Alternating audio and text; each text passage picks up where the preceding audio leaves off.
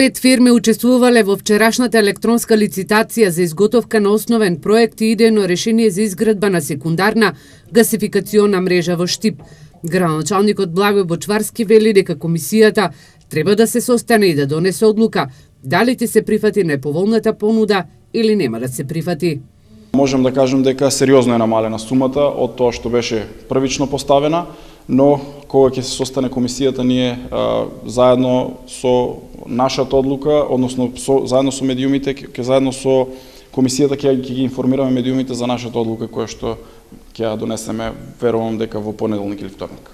Бочварски додава дека на огласот се пријавиле вкупно 6 фирми, но 5 ги исполнувале условите и токму толку фирми учествувале во електронската лицитација. Најниската понуда не би ја се уште спомнувал во јавност, бидејќи сепак комисијата нема донесено никаква одлука, можеби овој тендер, доколку комисијата одлучи, ќе биде поништен. Штипскиот градоначалник најави дека во текот на наредната недела ќе се знае исходот од оваа тендерска постапка, инаку во Штип треба да се гради гасификациона мрежа во должина од 20 километри.